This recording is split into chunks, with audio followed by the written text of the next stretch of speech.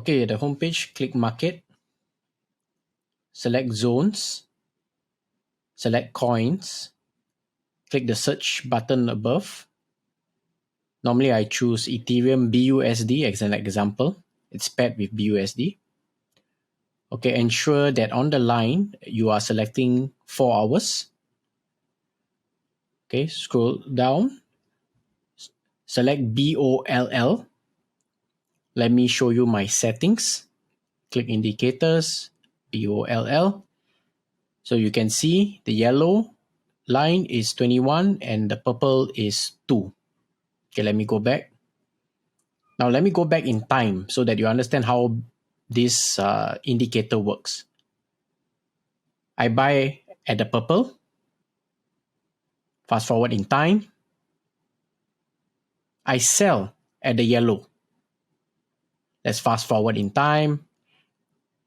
I buy again when one of the candles hit the purple button, and I sell at the yellow. Fast forward again in time.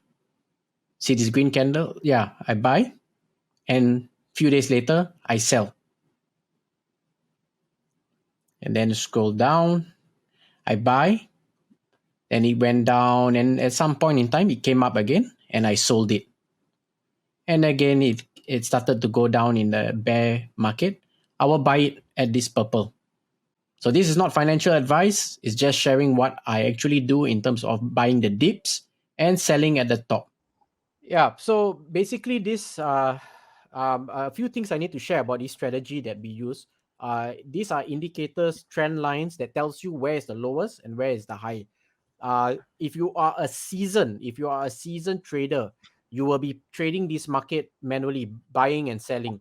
For myself, I like what we Manish and me we do is that we have we do a lot of triggers and for buying low, selling high, using a platform that we automate that process, and any value above the capital we buy back into Bitcoin. Now the question comes back, at what price do you go into Bitcoin? Because some people say don't care about the price, there's this future. But I always like to come a bit kind of a technical slant to know when to buy into the Bitcoin, which I will share in this diagram. What I did was just showed you Ethereum, and I actually proven. I went back all the way to April, and I've showed that if you knew the future, all you have to do is just follow the trending lines, and it's done for you. So just follow that video.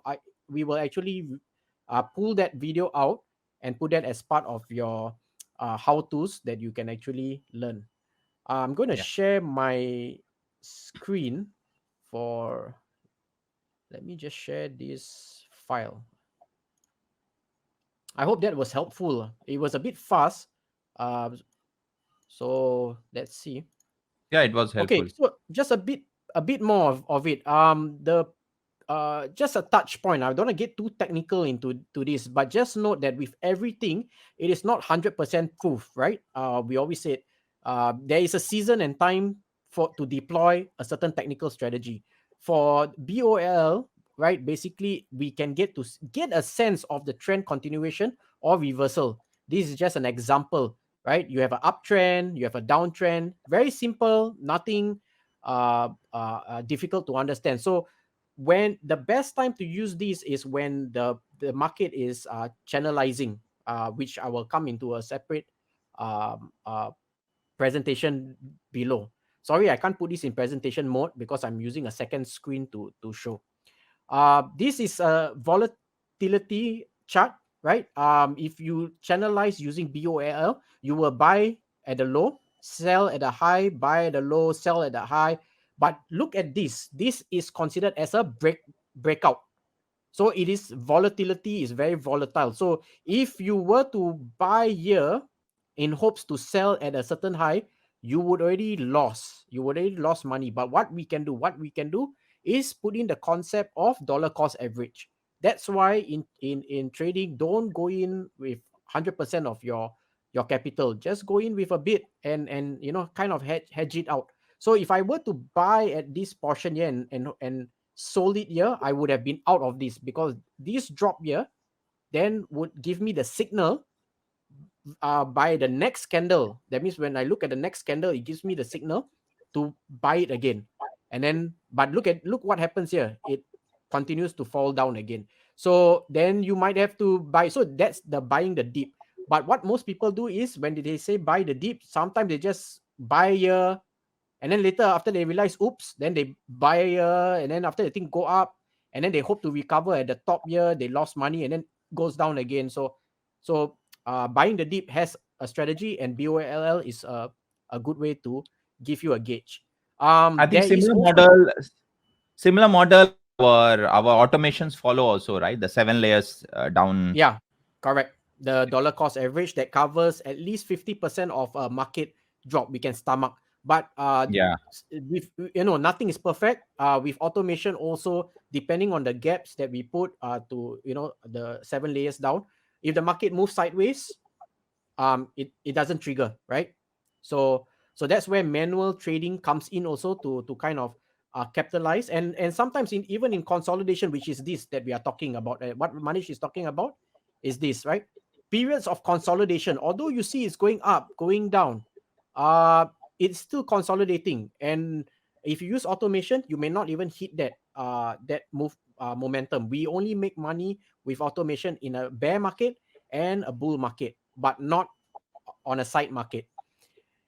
And let's look at potential price, right? Potential price point. So you have the upper band, you have the lower band, all right? Three bands. So if you follow that video that I've posted, just follow the exact steps, you will get to see the chart very nicely aligning to the lower band as well as the top. So you can get your indicator. Dave, I will come back to your question. I saw your questions. So I will come back on that, on the Robert Kiyosaki crash.